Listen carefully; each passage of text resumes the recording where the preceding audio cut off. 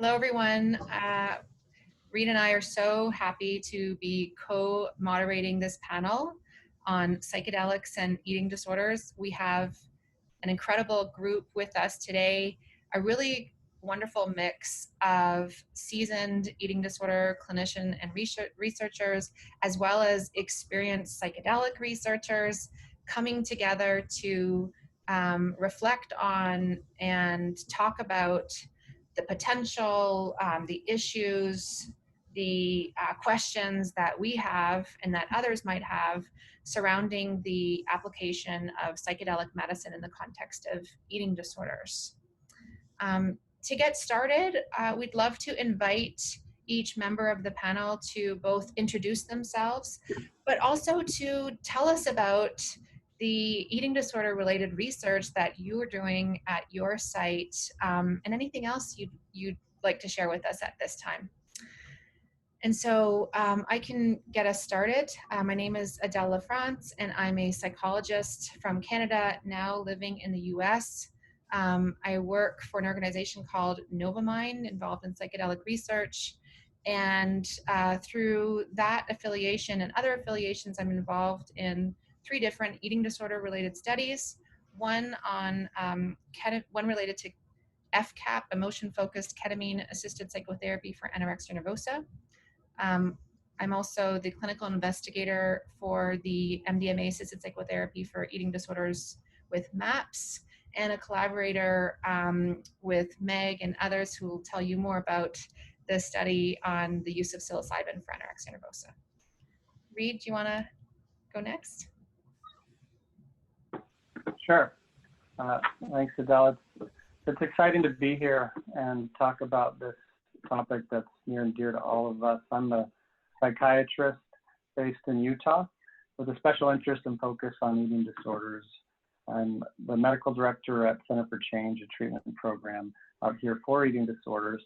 And last year I started a clinic called Cedar Psychiatry to help bring innovative evidence-based treatment modalities to individuals, especially those with eating disorders where traditional treatments may not have done enough, and they may need some new options. So we have 4 locations now and really focus on ketamine-assisted psychotherapy. Our parent company is now called Novamind, and I've just joined them as Chief Medical Officer. And as far as research studies go, my primary passion is in research and clinical work. And I've been working with ketamine for 10 years. Did my first ketamine study in 2011. And currently I'm working on an emotion-focused ketamine-assisted psychotherapy study with Adele for anorexia.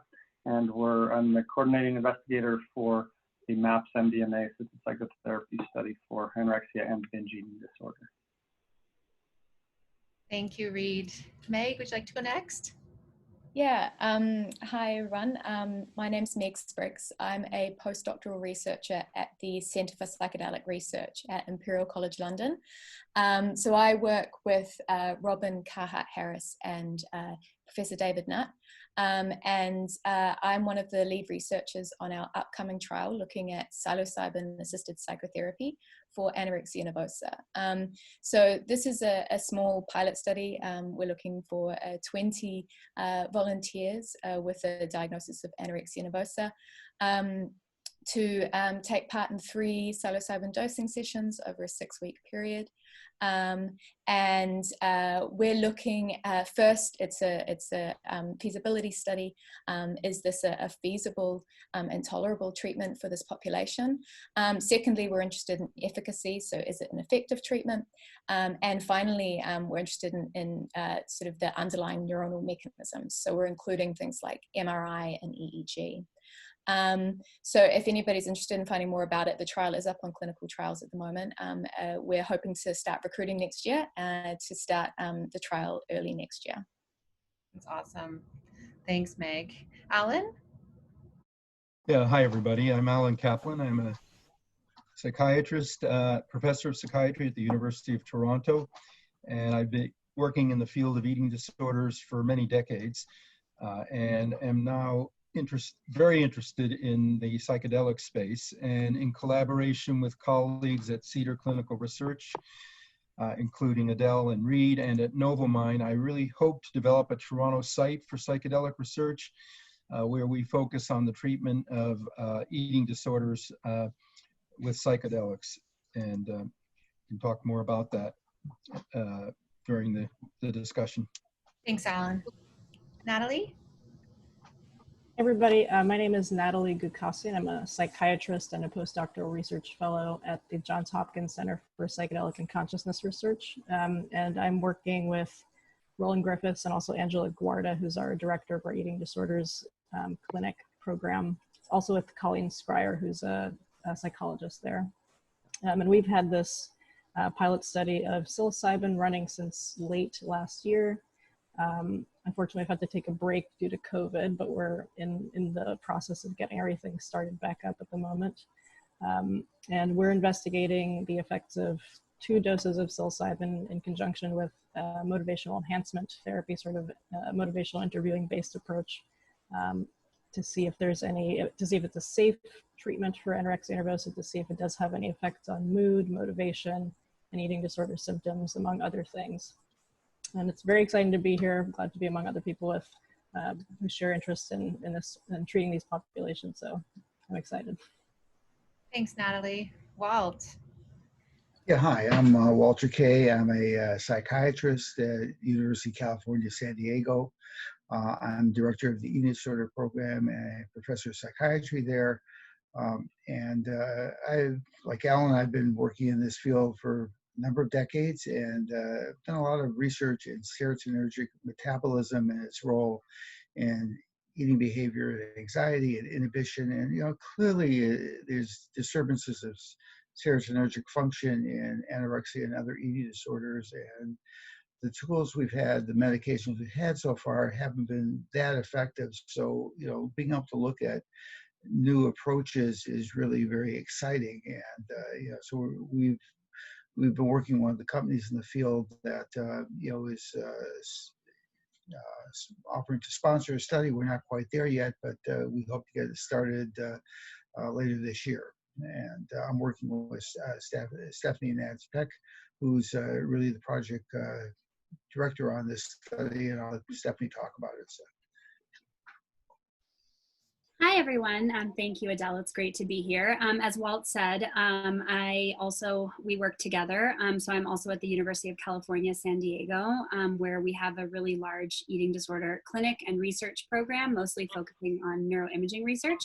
I'm a clinical psychologist by training. I've spent my whole career, though don't have the privilege of saying multiple decades like Alan and Walt, in this field of eating disorders. And I'm really passionate about studying novel models of treatment that break through traditional models. The program that I direct at UCSD is novel, also in that we provide intensive treatment over the course of 5 days and involve supports and family members. But I'm really looking forward to this pilot trial that Walt and I are hoping to begin, as we said, at the end of this year. So much like Natalia and Meg, our trial is a small pilot study, really primarily focusing on treating individuals with anorexia and seeing if psilocybin is a safe and tolerable treatment. So we're first measuring that and how acceptable this treatment is, how easy it will be to recruit people.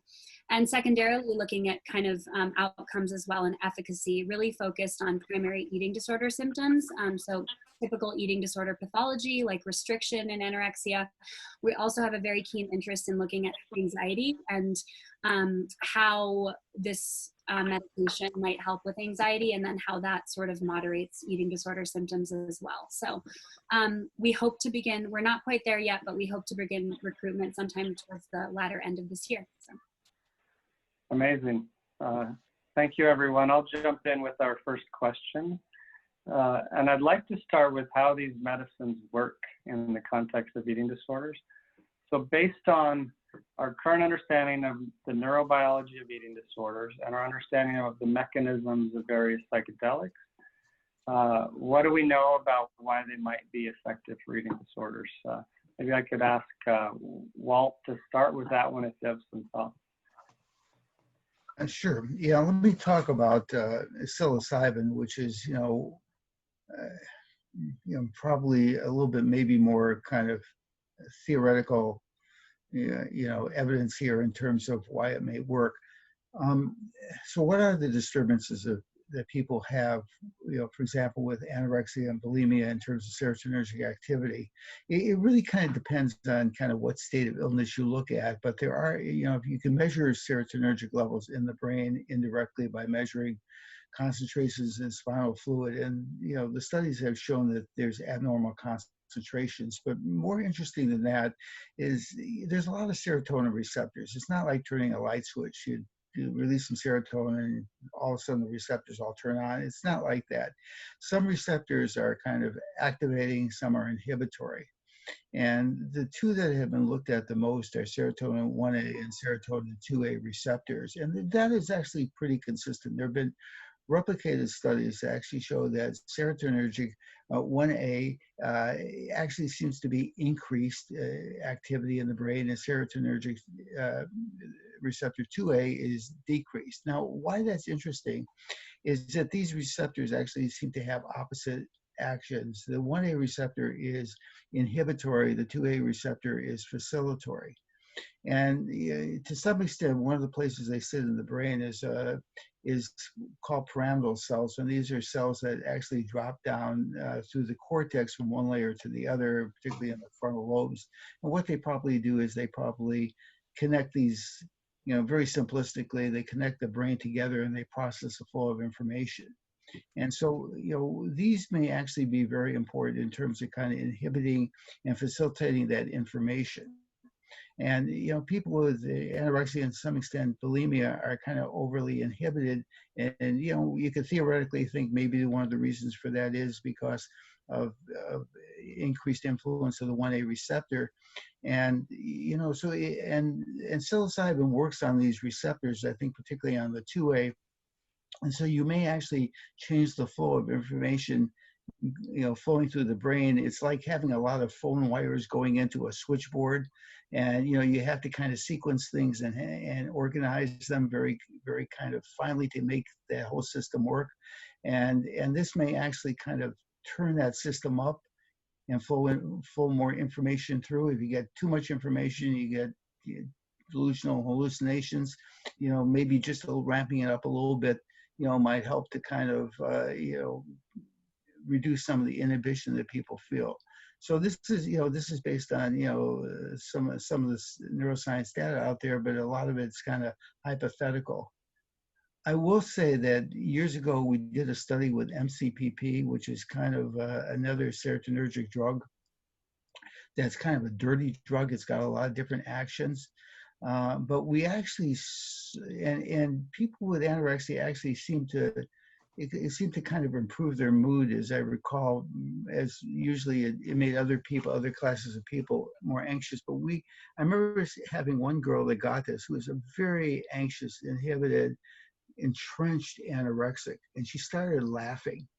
And she holds out her arm like this and goes like, "Why do I think I'm so fat? I look fine," And she goes, "I've never felt so good in my life." This is a girl that never laughed, never felt good, and that lasted for about an hour or two, and then it went away.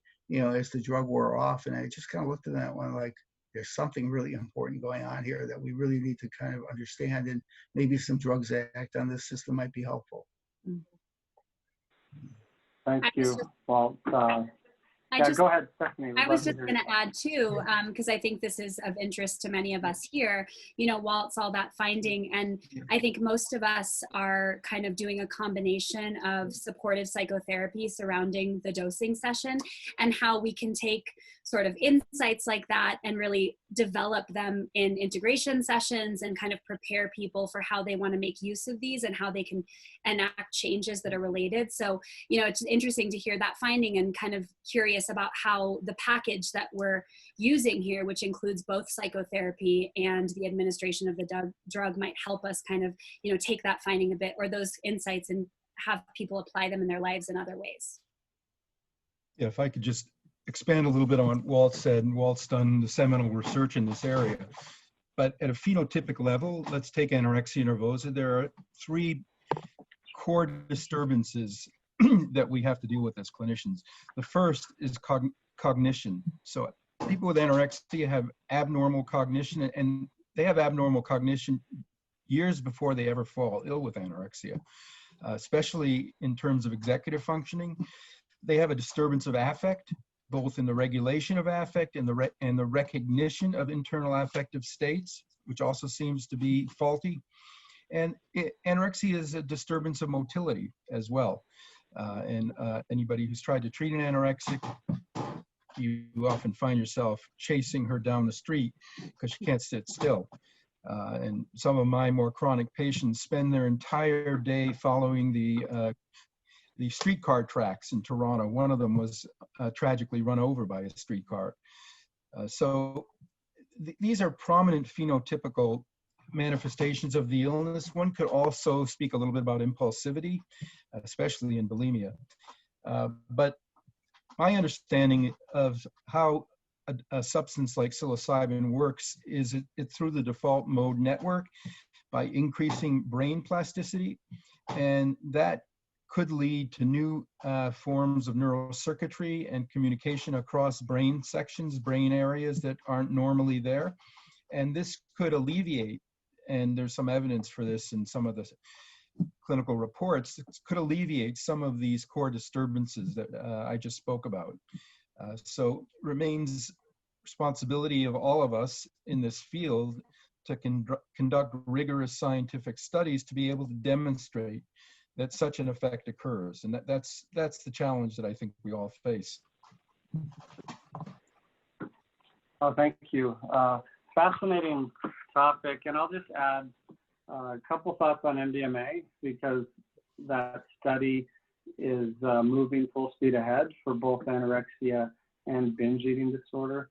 And MDMA, the way I like to think of it working anyway, is it dampens this intolerable negative emotional state that keeps us from going deep and moving towards the work. So it gives us better ability to process emotions, better cognitive control, enhances trust between the individual and their treatment team, their caregivers, breaks down barriers towards recovery, and produces this more kind of loved up, fear-reduced, emotionally engaged state. And because in things, whether it's anorexia or binge eating disorder, we're often turning to some of these subconsciously to move away from those negative affective states. So, well, Adele, I'll pass it back to you for our next question if you'd like.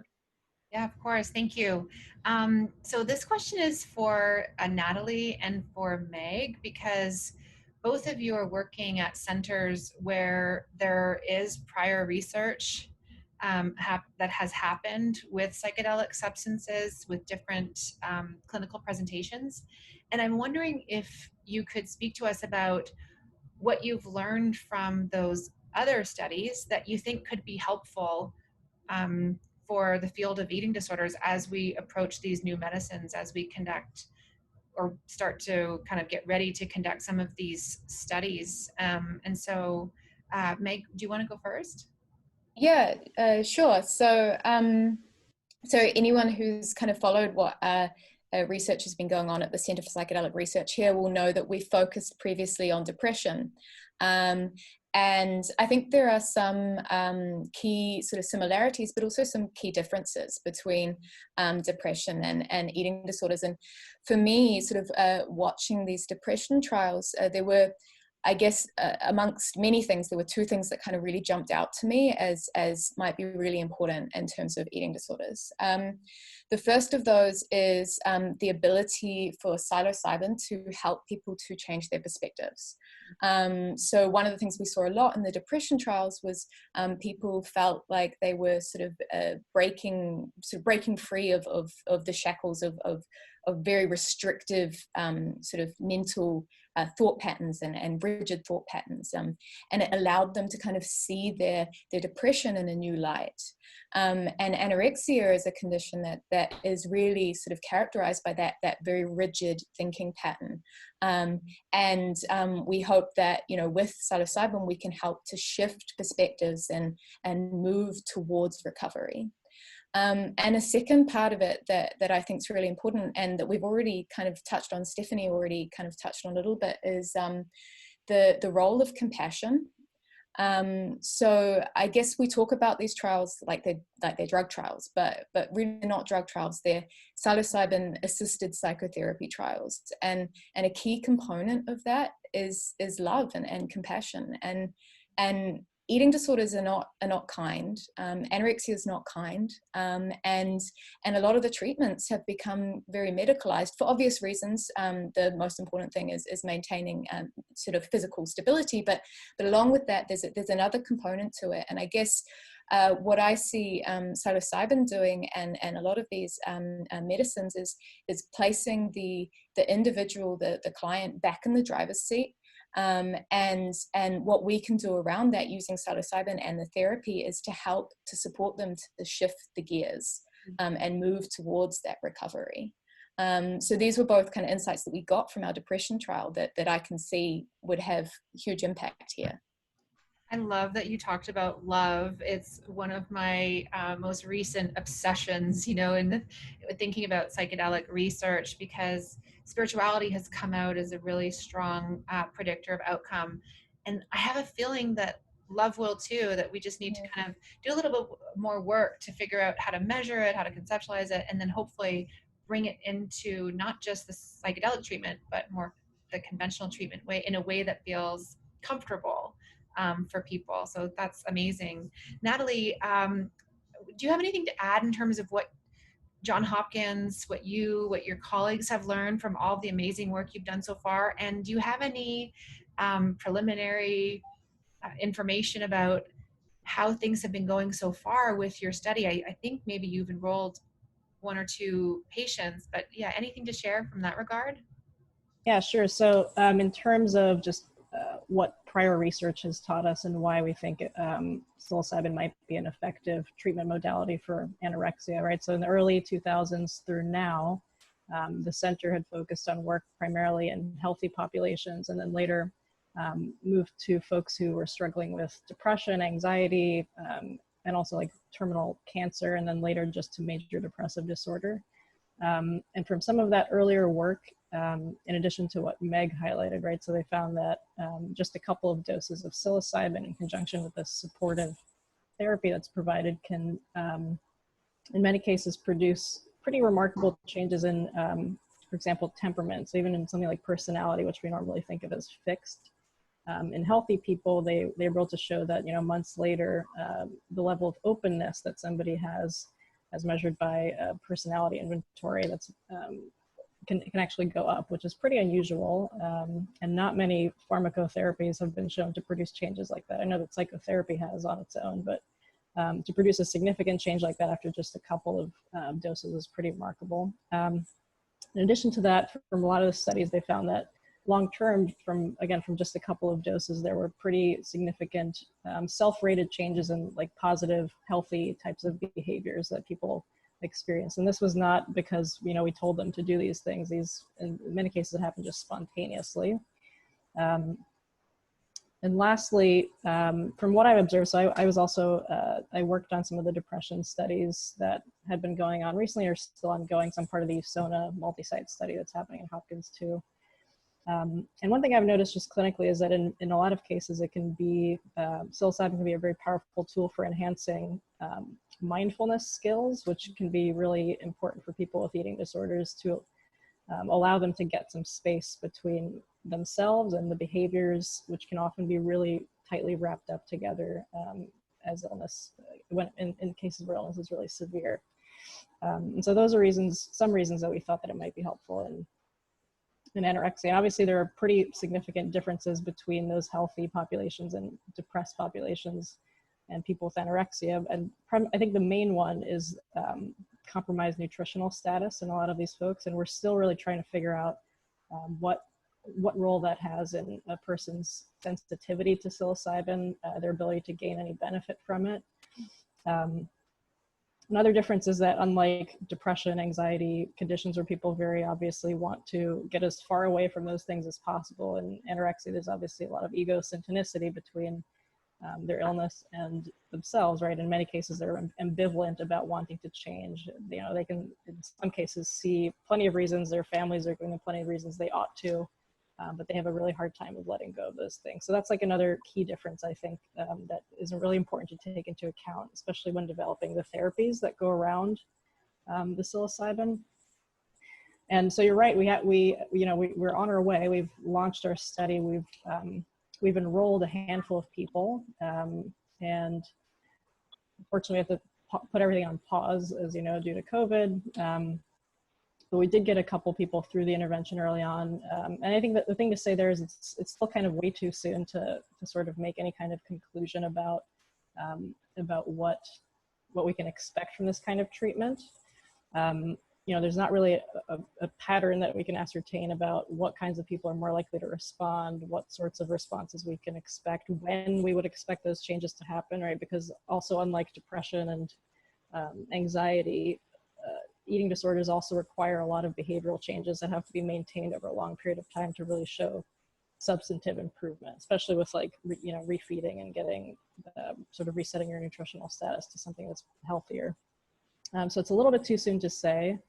In terms of safety, you know, so far we haven't run into a ton of issues. And in terms of, you know, feasibility or how acceptable it is to people, I think one interesting thing that was sort of alluded to earlier was the fact that, I think Alan brought this up, right, that people, it's a disorder of motility. And one big challenge that people have run into is just being able to deal with the fact that they have to lie still just for the entire day.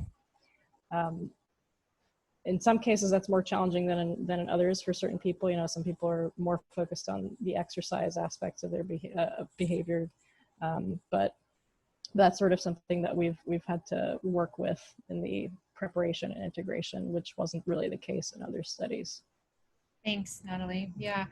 And speaking with some people both in the eating disorder world and the psychedelic world, one of the messages that has come up a couple of times has been like, let's be optimistic, but cautiously optimistic, because it may not be that we're going to see these massive results like we've seen in the smoking cessation trials or in the MDMA for PTSD trials. And so, Walt, I'm just wondering, what are your thoughts about the level of optimism or even what you've learned from your decades in the field and that we could apply as we move forward in this direction? Yeah, I'm certainly cautious about this. I mean, these are pretty powerful drugs, and you know, can have, you know, people can have kind of good trips and bad trips, and you know, it's a little bit hard to know whether. I'd be very curious to Natalie's experiences so far, whether, you know, she's seen kind of people have positive mood responses or negative kind of responses to taking these kind of drugs. It's and also kind of how hard is it to actually get people with anorexia to comply with, you know, this kind of study. And so, but you know, I think that you're always very limited about, you know, what is safe to give human beings and what the FDA allows you to give. And, you know, clearly these are drugs that we can try out now. So it's, you know, I certainly have some hope and optimism that at least for some people have beneficial effects. So I can respond to that, Walt. So there's been kind of a mix, you know, some people certainly have a really challenging dysphoric sorts of experiences. Yeah. But importantly, from the prior work with psilocybin that happened at our center, you know, we kind of learned that, yeah, these are common in everybody. Something like a quarter to a third of people will have a significant dysphoric reaction during the session. However, that having had that reaction or that challenging experience, as we call it, is not necessarily correlated with poor outcomes. So in many cases, even though they do go through this really intense and what might be objectively viewed as like a negative experience, often there's it results in positive changes afterwards. You know, it might be, you might think of it as like sort of living through an ordeal, perhaps, because they always come out the other end, they're still in one piece, and we have plenty to talk about in the integration. Yeah. Yeah. Can I just add to that? Just building on what you're saying, Natalie, I think one of the things that we've focused on a lot lately is this idea of emotional breakthroughs. When you have those big challenging experiences, coming through the other end of that is actually, can be a huge part of that experience. And the experience does ebb and flow for everyone. But sort of preparing people beforehand to face those challenges can really be a huge part of the therapeutic outcomes, I think. I think the interesting thing is that you really can't ever predict who's going to have that challenging experience. The folks who I've fully expected to have a very hard time in our study and in other studies often had a wonderful euphoric experience, and vice versa, where the people I expected to just breeze right through it had a very, very hard time. So that's I think it's a challenge across the board with working with these substances. And so, preparing everybody is usually a reasonable thing to do, just because you never know. Thanks, everyone. Fascinating. Yeah, we use the emotional breakthrough inventory routinely, Meg, in clinical practice and in studies. And based on the psilocybin research you're talking about and are working on, combining the mystical experience questionnaire, for example, with the emotional breakthrough inventory, under the idea that if you can face that difficulty and make it through to the other side, which everyone does, then that's where the lasting benefits might lie. So excited to see how the work in eating disorders in particular plays out. Well, let's talk about family involvement for a moment. Many of us operate under the belief that caregivers and families are some of the best allies for recovery. And in fact, there's a nonprofit well known to us called Feast. I believe Walt is on their advisory panel, which stands for Families Empowered and Supporting Treatment for Eating Disorders. So my question is, what does caregiver involvement look like? What might it look like with psychedelic therapies? And maybe we can start with Stephanie for that one. I think that's such an amazing question for all of us to be thinking about, because, despite the fact that we'll be working with the people who enroll in our study and maybe eventually this treatment for, kind of a brief window of time, at the end of the day, all of us, including people with anorexia, go home to either live or have close relationships with people in their lives. And we think that that's, kind of a fundamental thing. In fact, so far, the research or studies have shown, particularly in younger populations of people with anorexia, that family-based treatment is the treatment type that has the most evidence and that works the best. And that has been more readily been applied to adults more recently with anorexia. So, I think the question of how to involve supports and caregivers, both to prepare them for what to expect from this experience, and then I think post and sort of a family mediated version of integration. And it won't be the same, they don't have the role of the therapist, but how can family members and supports continuously be involved and making sure that the insights and, breakthroughs that people have are continuously realized in their lives. So I love the question. I think it deserves a lot more thinking about how we can kind of make this model, embed it more in a system, which again is a question that has come up a lot for this particular population in eating disorders, because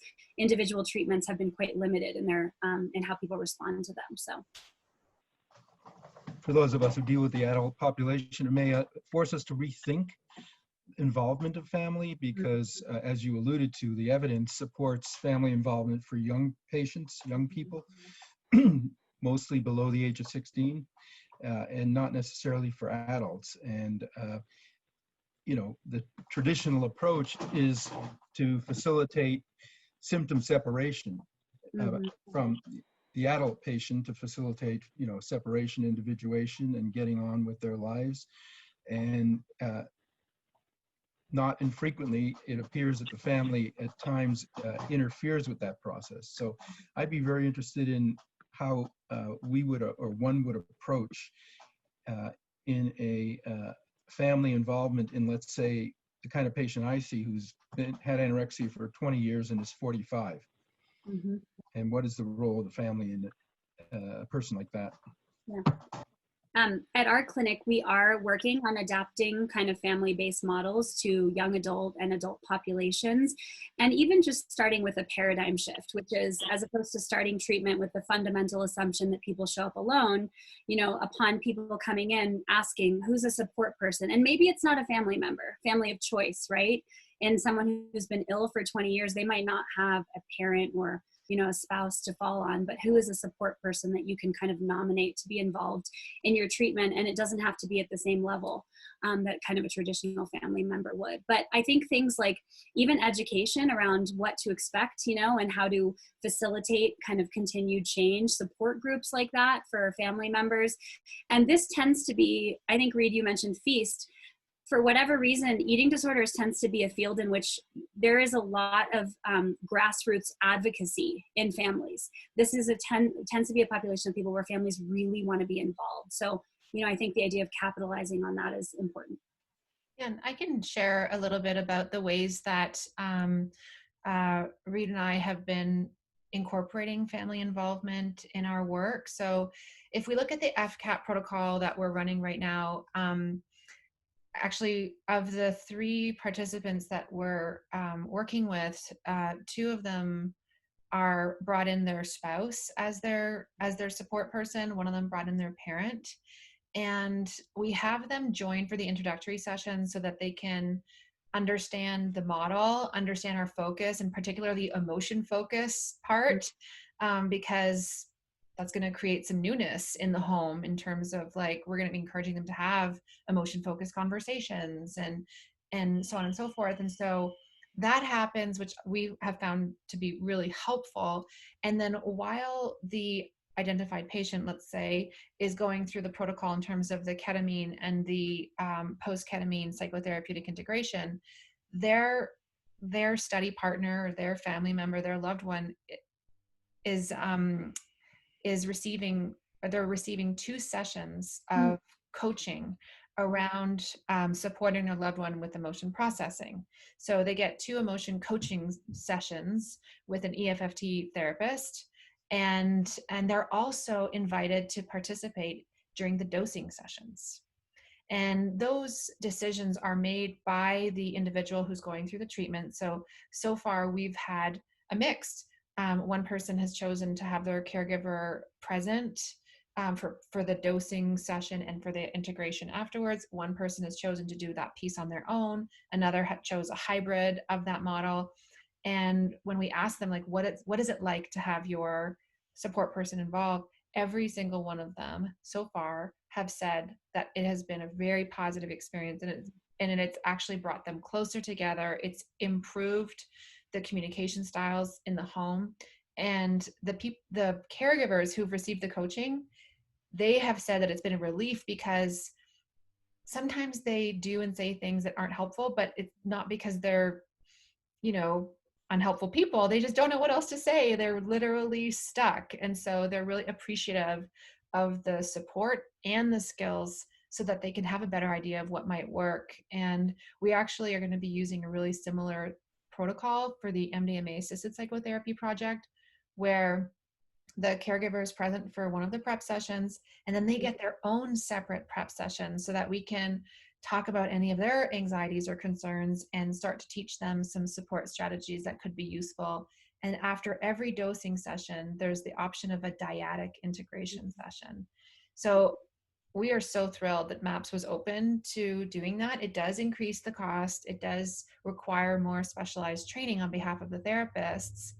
But if we're going to follow the amazing movement in eating disorders where caregivers are seen as vital, I think that it's really important to do what we can to translate that into this field as well. Right. I was going to add too that, like, caregiver burnout is it's so high, in particular with anorexia. And so to kind of intervene on that level is in and of itself such a powerful modality. So. Yeah, everyone's suffering when there's an eating disorder in the family. Like, you just can't get away from it. It's such a difficult disease, especially when it's chronic. And so yeah, I think we're just really excited about kind of keep thinking about it. We don't have all the answers because we need to kind of be respectful of individual processes and family processes, and it's complicated, but I think it's worth it. So we could have another whole panel about this later. Amazing. All right. So thoughts on how to integrate psychedelic assisted psychotherapies within conventional treatment programs. And so, Alan, I mean, you have been in the field for decades. We'd love to hear from you in terms of your ideas, your cautions, in terms of how we can blend these approaches to take advantage of the best of what both can offer.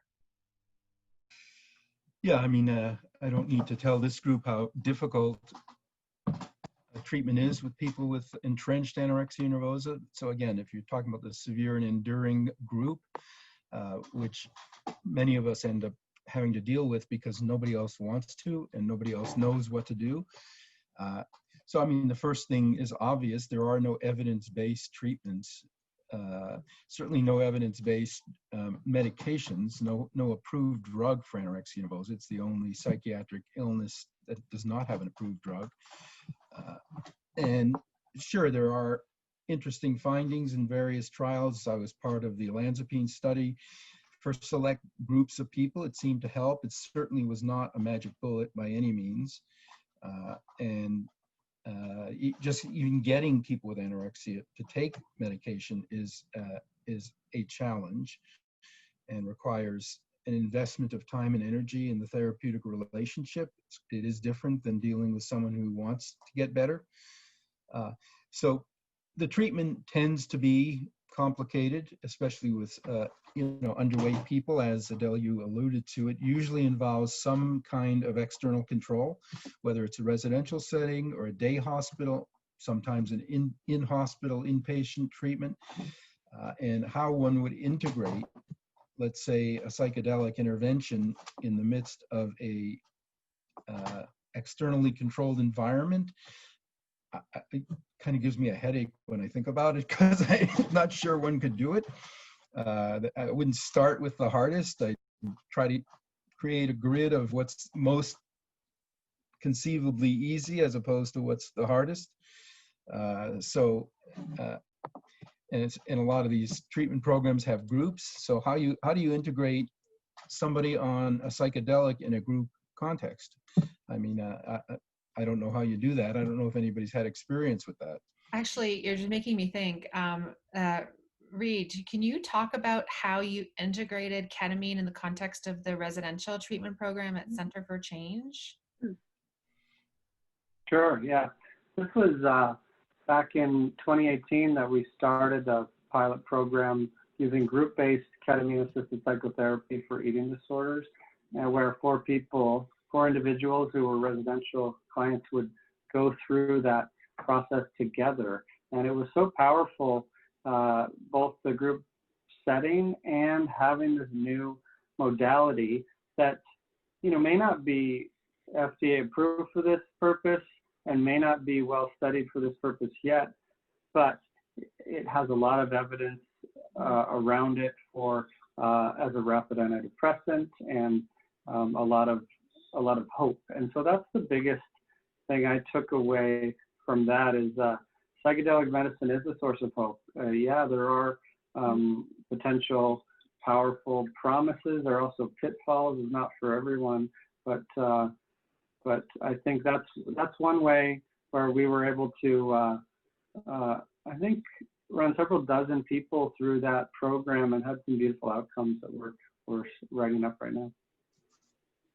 Thank you. Meg, do you have any thoughts or comments about what we might need to think about when we're kind of planning these studies, or even thinking about when they're legal and they can be used in the context of conventional eating disorder programs? Yeah, and I mean, I think I just wanted to pick up on something that Alan said, that buzzword, that magic bullet, that I think, a lot of people, there's this idea, this reset button idea of psychedelics, that people come in and they kind of they might come in with this idea that psychedelics are going to be the answer and they're going to walk out a different person. And what we know from other studies is you know, the psychedelic, the dosing session is only one part of it. And around that is that preparation, and that integration is so important. And I prefer to kind of view it as psychedelics open the door, but there's still, you know, the individual still has to walk through that door. And with eating disorders, I think that's extra important. And I mean, one thing that we don't know yet, because the research hasn't been done, is you know, if this was to roll out with any condition, we don't know sort of how often you have to have another dosing session, and all of those questions still remain to be answered. In our, you know, in our depression trials, it was up to 6 months people were getting antidepressant effects, but then, you know, the depression started to creep back in. So if this was a large scale therapy, would you then have to go on and treat again, have another dosing session at 6 months? We just don't know. And with eating disorders, I think this is particularly important, because those, you know, it's the recovery process involves you know, asking someone to sit through some really uncomfortable emotions and some uncomfortable feelings and sit with that you know, consistently for a very long period of time. You know, with that weight recovery process, it's long and it can be very, very uncomfortable. So how can we sort of, you know, create that integration so that has a lasting effect through that process? I think these are really good questions, and I don't have an answer. I don't think any of us do yet, but hopefully we'll work towards that. Yeah. So just if I could jump in here. So I think one thing we still have to figure out also is what the optimal situation is in which somebody should undergo this treatment, right? And so right now, one question that we have is, how much does their nutritional status really impact their ability to sort of even feel any of the effects of the psilocybin, right? And so I can potentially see, you know, one day, for example, we know that if people are very severely ill to the point where they require hospitalization or residential treatment, often even though, you know, treatment itself can be really challenging, people's anxiety goes down, their mood improves once they're refed a little bit and they gain a little bit of weight and they're a bit closer to a normal BMI. And so it's possible that this kind of treatment might really be best for people who are, you know, weight restored or close to weight restored, might have a healthier BMI. And in any case, it certainly would be safer to offer this kind of treatment after they're sort of in a healthier place physically. You know, in our study, we've had a lot of people reach out to us, you know, who are really desperate to help their family member who is just, you know, very, very, very ill. And we just unfortunately have to say, you know, medically, it's not safe for us to do this for this person. And so in the future, I could potentially see it as being something that's offered, you know, for example, the tail end of a residential or an inpatient treatment, maybe in conjunction with members of their team who they've already been working with and who they've established rapport with. That's not the model that we're using in our study currently. But these are just sorts of questions that have come up around what might be an optimal and safe way to provide this kind of treatment in the future. But let's not minimize the importance of that, because you can get people to gain weight if you put them in a certain environment, especially if the patient experiences it as somewhat noxious. But we all know the high relapse rate that goes along with weight restoration. You could spend 4 months in a hospital and gain X number of pounds, and the patient will shed that weight in a matter of a few weeks.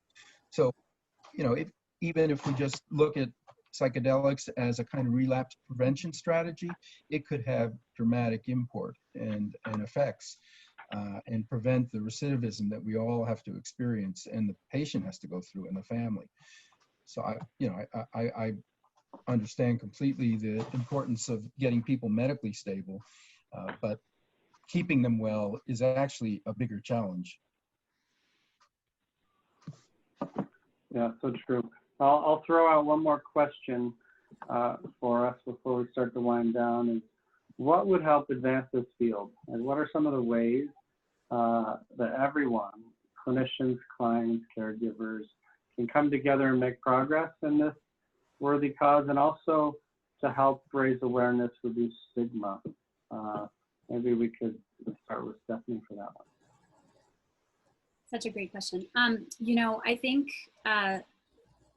we're here, many of us, because we are wanting to investigate and explore novel paradigms. And I think what has been true for the field of eating disorders, and actually a larger problem in mental health, is this kind of, the paradigms that we use might be limited, right? And so even coming into this space and applying a new paradigm with the combination of, you know, a psychedelic drug and psychotherapy, that in and of itself, I think, holds promise, that we're kind of not, you know, applying a different model of outpatient therapy in the same setting. So I'm really interested in, again, novel paradigms. And I think that can really, that's something that holds great promise. I think also being in a group like we are, where we're all keenly interested and, you know, applying scientific minds to really just seeing what happens and investigating what happens versus kind of holding on to something that we think is going to work. And I think that's where we're at in this eating disorder space, is to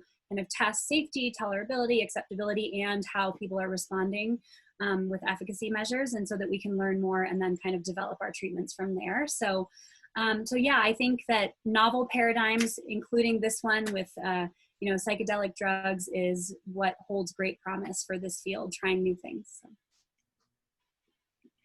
You alluded to this, Stephanie, but most of the other interventions that we have to deal with in psychiatry don't have such negative connotations as does this group of substances, medications, and that goes back, as we all know, many, many decades.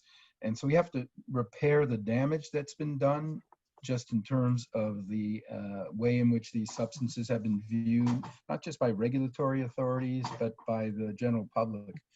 And so that's a challenge that I think we all have to deal with. And we do that, I think, by establishing evidence-based proof of some degree of efficacy, but also education, that we know a lot more about how these substances may work. We have better tools to assess that, whether we use neuroimaging or other means to do that. I think that holds promise, that we can address the stigma and the bad rap that these substances have in order to advance the field. And that's important because at the end of the day, this is going to require money. And currently, funding agencies are not likely to fund these kinds of studies at this point. That's at least what I would have experienced and hear about. It's mostly private philanthropy that's funding a lot of these trials right now. So that's a challenge I think we have to tackle along as we begin this journey. Yeah, I think as excited as we all are about this as being a potentially really, really incredibly powerful treatment modality, I think it's important to point out that we still don't know, right? A lot of the studies that we're basing our excitement on are very small, they're in other populations, and so we're just getting started. And I echo that it's important to raise awareness as much as we can in order to be able to get the funding and resources that we need to actually answer the question about whether this is really going to be a treatment that we can use to help people with anorexia nervosa and other eating disorders. All right, so let's move on to closing thoughts. And so we would love to invite each of you to reflect on the discussion that we've had so far and share with us any final thoughts, questions, concerns before we wrap up today. And so Meg, we'd love to hear from you first. Yeah, so first I'll just say it's been really amazing to be part of this panel. It's a humbling experience to be part of this movement, really. And I think we've touched on some super important topics today. I think just building off what we've just talked about the stigma around psychedelics, I think what we're also doing here is helping to shift the stigma around eating disorders as well, which I think is equally important. There's a big movement at the moment towards a better understanding of mental health, but I feel like eating disorders somewhat fall behind in that that understanding isn't out there, and particularly at the moment during the current global crisis. I know that eating disorder rates are on the rise. I saw an article today that was just saying that Scotland calls to the eating disorder helplines have doubled over the last couple of months, and so just raising awareness in both of these fields is yeah, really important, and thank you to everyone here for the effort that we're all putting into this. Yeah, and I'm excited to see what happens. Thanks, Meg. Stephanie?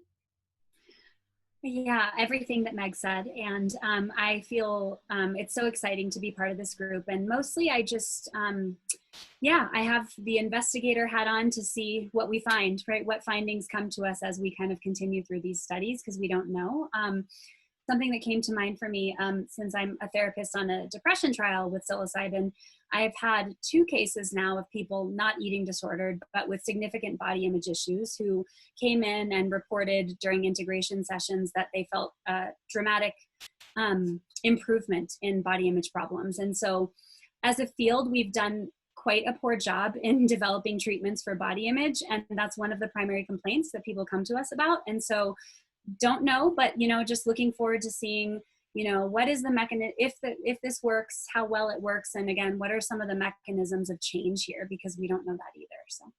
Right. Yeah. Thank you. Natalie. Yeah. Also feeling really grateful to be here today and to sort of be a part of this, and also be able to just have the opportunity to do this kind of work, especially because I never thought I would be able to do it like this early in my career. So that's like pretty stinking cool. And I have a lot of thoughts about this, obviously, but I think one thing as a psychiatrist, having worked on like a specialized eating disorder unit and working with patients who are really, really ill, you know, who come to us sort of in the middle of in crisis, basically, and where, you know, the treatment of choice is to, as Alan sort of said, all these external sorts of things that we put upon them, where we say, okay, you know, I know you really don't want to eat, but here is like a 3,000 calorie meal plan for every single day, which is like the last possible thing that people want to be doing. Meanwhile, they're telling us, you know, like, you don't understand like what's really going on. It's more complicated than that. It has to do with this and that, and this element of like my past and who I am as a person. And so I think it's like one really stark difference between conventional sorts of treatments and this kind of treatment has just been the fact that we do get to focus a lot on those other aspects of what's central to a person's sense of self. Not that can't come up in other kinds of just psychotherapy treatments, but it's really just a core part of things. And so that's been just a really awesome thing to sort of be a part of and to see in action. Thanks, Natalie. Alan? Yeah, I think first and foremost, we all owe thanks to Adele and to Reed for bringing us together. And this, to me, is the only way we're going to get this done. So it reminds me of the early 90s, and it was Walt, myself, and 3 or 4 other investigators who were trying to do genetics, and we couldn't do it on our own. It was just impossible. We didn't have the numbers.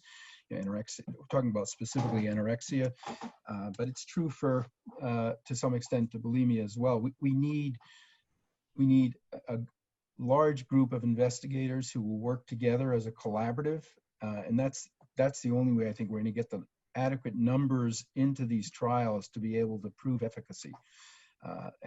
So I commend you for taking the lead on this, and I just think we need to bring, as you said, Adele, whoever is involved in this together so that we can form a consortium and tackle these challenging problems together.